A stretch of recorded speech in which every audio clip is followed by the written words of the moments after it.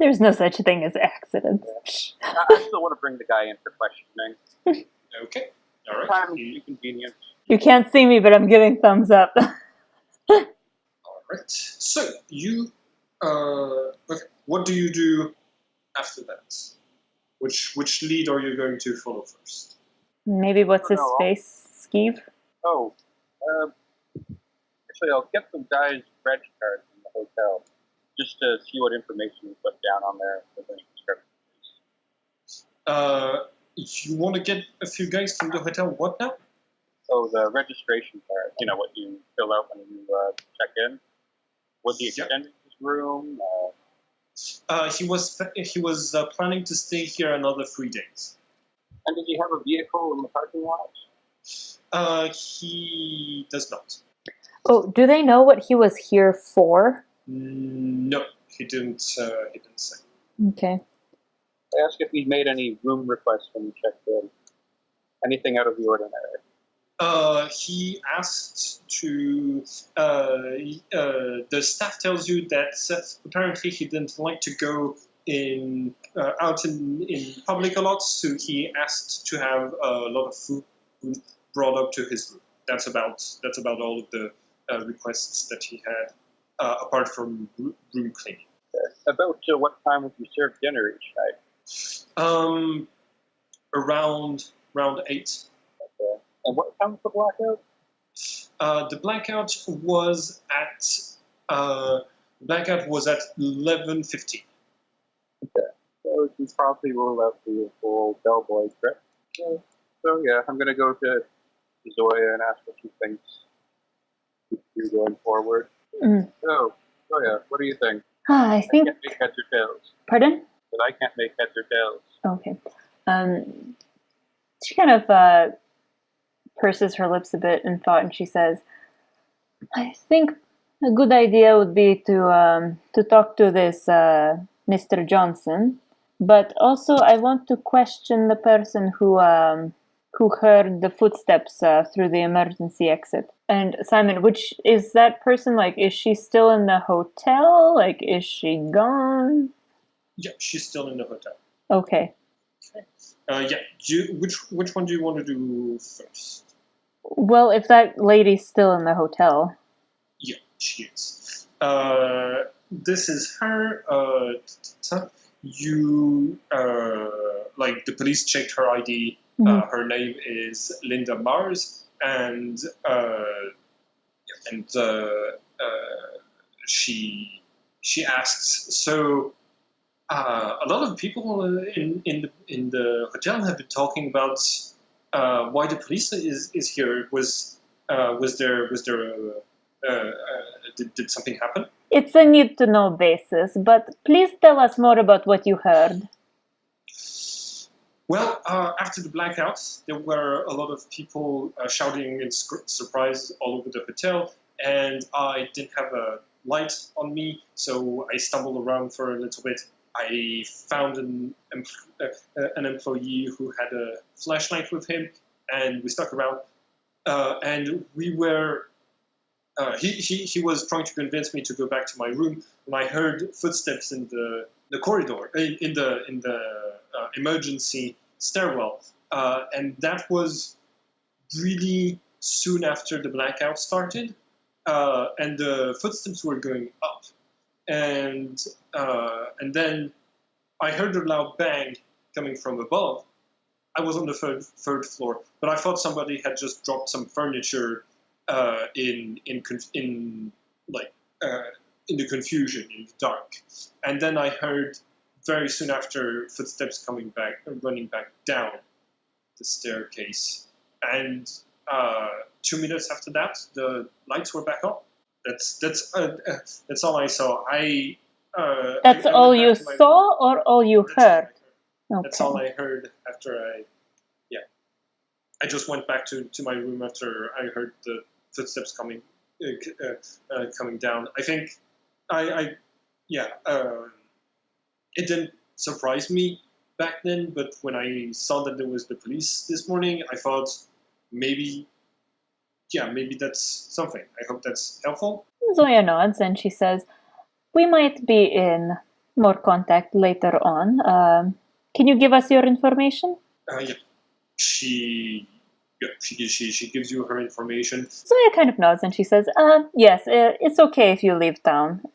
If we need anything more from you, we will contact you. All right. You'll have my address in California if you need anything. Mm-hmm. What do you do after that? We can get Skeeve. What's his face? That one guy from the book that you found. Don't remember his name either. So go interrogate the witnesses. Yep. And then what's the other witness's name? The power plant guy. We'll need to talk to him too. But first, this dude. Where is he, Simon? Just one second. Yeah. You want to talk to the guy who had an appointment with Adrian, right? Yes. Okay. You can still go to the appointment. The address is inside of New York, and it's an editor's building. It's for an editor's firm. Mm-hmm. Book editing. So you drive across New York. You get there, and when you arrive at the desk asking to speak with Mr. Johnson, you're told that he is that he is a very busy person. Not everyone with a book idea can come and meet him. You'll have to make an appointment. Well, what if we tell you we're FBI? Oh, the FBI. Hold on, give me a second. I'll send him. I'll call for him. Thank you, dear. The assistant he calls upstairs, and you hear the sort of panicked voice on the other end of the receiver saying, "The FBI! Oh my God! I knew something had happened. All right, let them in." And you are let into a very rich-looking office, and this man welcomes you inside, and he says, "Hello, welcome. Is this about Adrian?" That's a good guess. What makes you think it is? Well, we had an appointment this morning, and I know he wouldn't have missed it for anything in the world.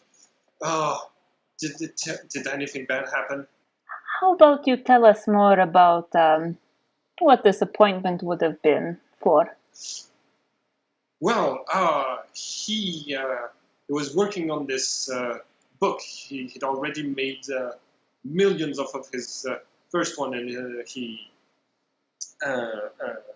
said he had even that his second one was going to be even better. It was called the vaccine cover-up, and he was going to expose every attempt that had been made to hide his theories, including threats to his life. And if something did happen, if something bad did happen, that the value of that manuscript is going to go through the roof, because it will only confirm his claims that someone was after him for the truth he was trying to bring, or the controversy he was bringing to the debate. Do you know about his potential enemies? Well, anyone who has a bit of anyone who he does have a few enemies. The people who used to work with him before before the authorities started to call him fraud, felt cheated by him. A lot of people who are pro-vaccine were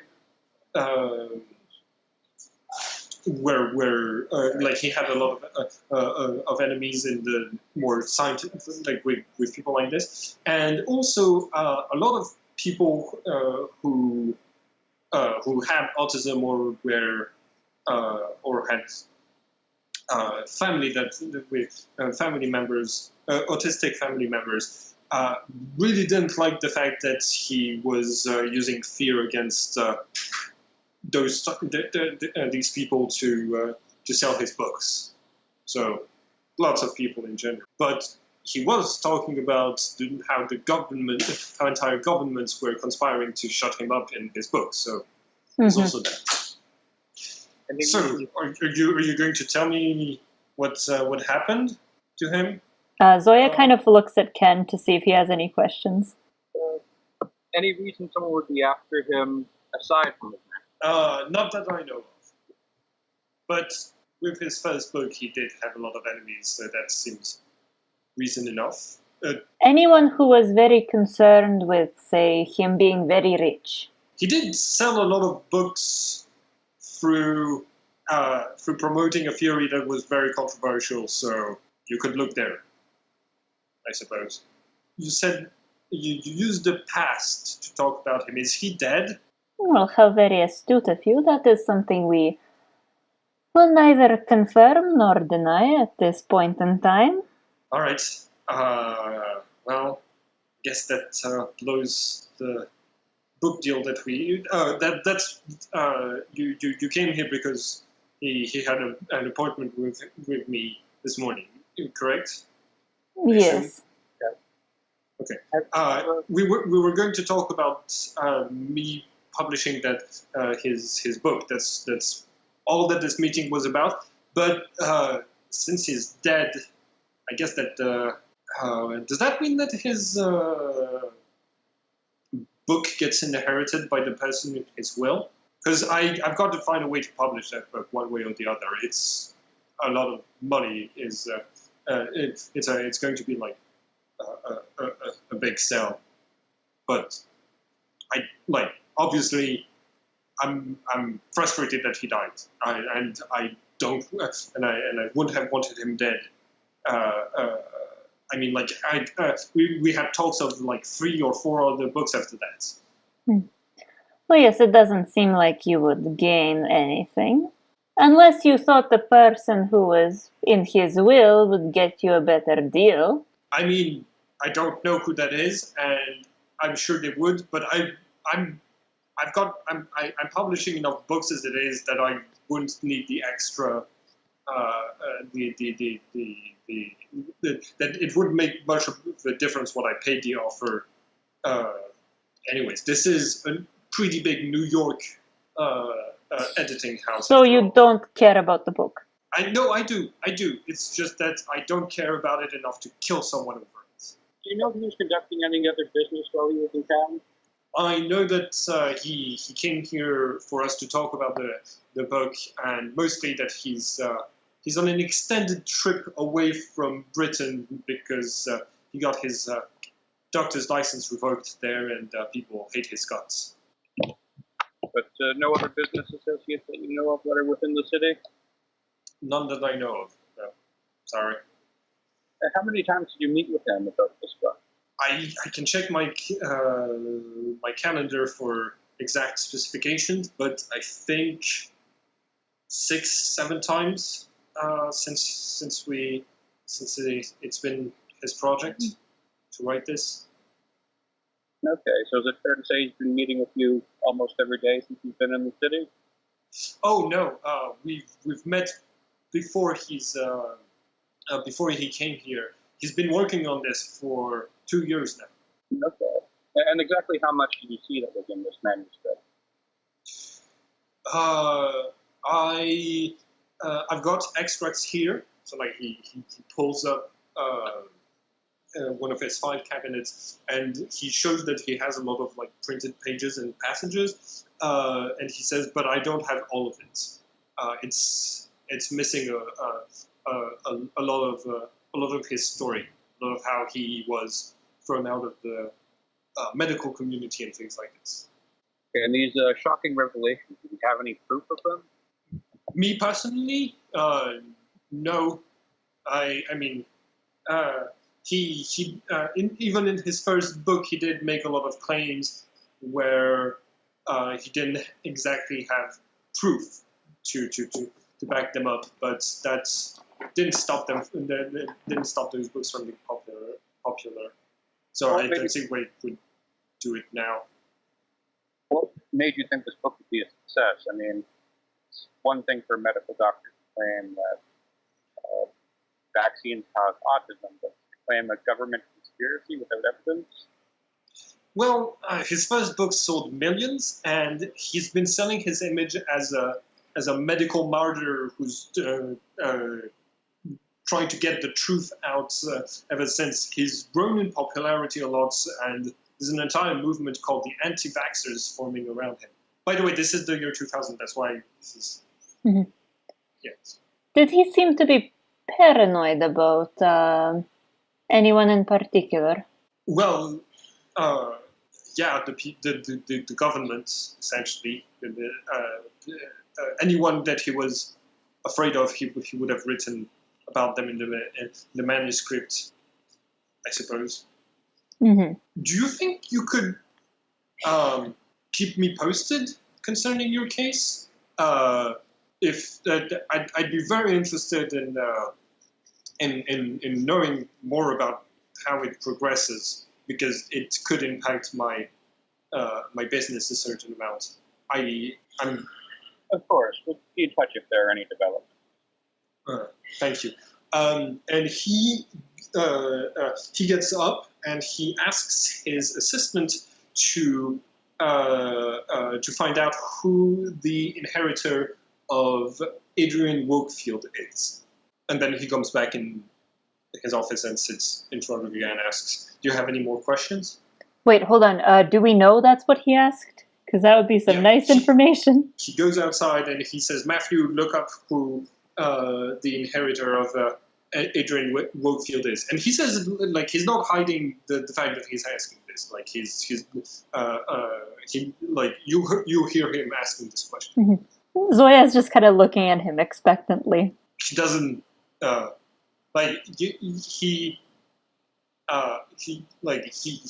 he starts to look down because with your scoring willpower, you definitely have a sort of iron stare. But yeah, but he's just going to start looking at Ken instead and ask, do you have any more questions for me? No, just one. Do you have any competitors? For Adrian's book, you mean, or in general? Yeah, just out of curiosity. I mean, the way you sold it, his book could have raked in a lot of money. Is there anyone else that he was saying he might sell the manuscript to? It's a tricky question because I don't know anyone inside of the industry who would be aiming for that specifically. You see, his first book was a bit controversial, so I don't know which of my colleagues would be ready to dip their toes in those waters, if you get my meaning. But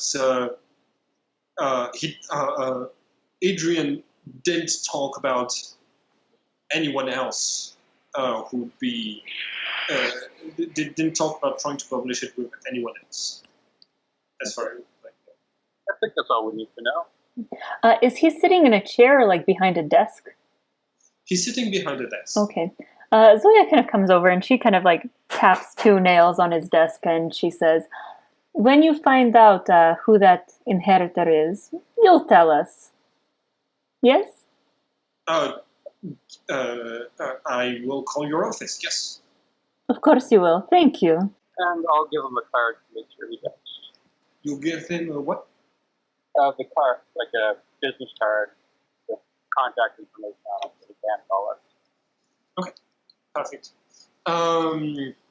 Your office is going to get the information rather quickly that Adrian left his wealth to his family, but specifically his book, he left to his manuscript. He left it to his to an American congresswoman.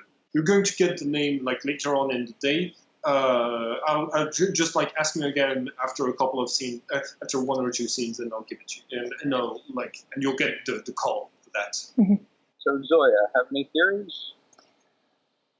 We should go to the power plant and figure out more about this accident. You see, it seems a little too convenient. My thoughts as well. So I'm thinking a manuscript must be at the heart of all this. It seems like something that wouldn't have sold if he were still alive. Yes. Like the publisher was saying, that his death will be seen in a lot of people's eyes as proof of what he was saying was true, and an attempt to cover it up. Now, of course, I don't see anything remotely resembling proof in the manuscript, but it won't stop it from flying off the shelves. So it seems like something that can only be worth while with this person's death. Those are my thoughts. And she's nodding, and she says, "Yes, I think you have a very good point on that." Actually, okay. Question: jumping back in terms of that appointment book, were there any appointments that were the day before, like the day of the murder? I'm gonna say no. Okay. So to the power plant we go. Okay. You head off to the power. Actually, do you go? You had asked that the suspect be brought in. Do you want to go there yourselves and interrogate him there? This way you can corroborate whatever he says with other people, or do you interrogate him at your office? Ooh. Do we want him to have the safety of other people, or do we want him to squirm? Sounds like you're leaning towards squirming. Me too. Right. I was kind of enjoying being a little shit with Skeeve. Just a little bit. All right. So you head back to your office, and as the elevator doors open and you get into your floor of the FBI office, there's all of the desks. It's gray, there's the gray floor, just like in the movies, and your boss, who is not wearing something as fancy as she is in this image, asks you, "So, how's the murder case going?" It's going. I'll just leave it at that. Slowly for the moment, but we have some leads. All right. The guy that you asked us to bring him, he's in room B12.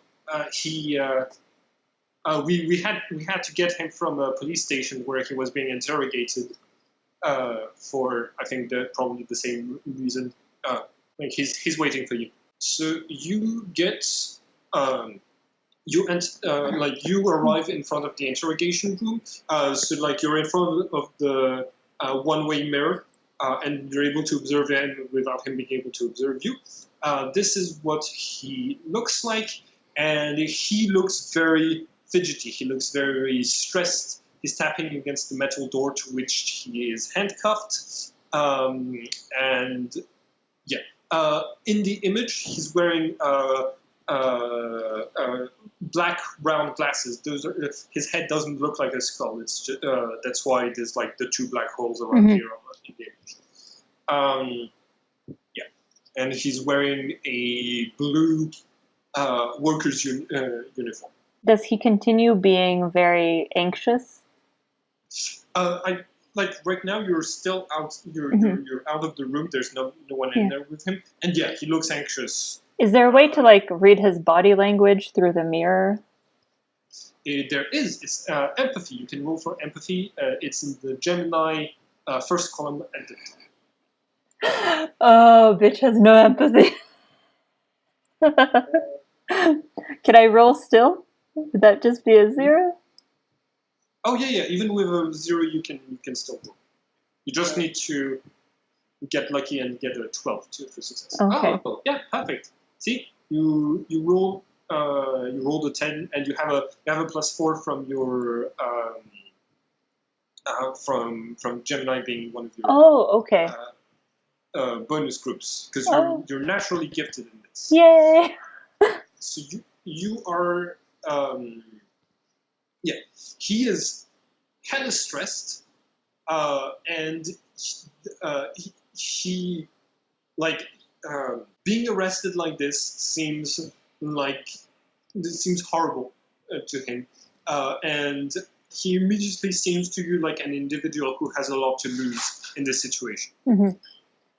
Well, Zoya looks at Ken and she says, "Oh, can we please do good cop, bad cop?" Sure, I was thinking the same thing. Okay. I call bad cop. Okay, I'll be good cop. All right.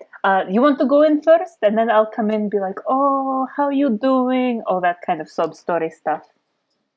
No offense, I was joking about being bad cop. Russian accent really makes you seem like a villain.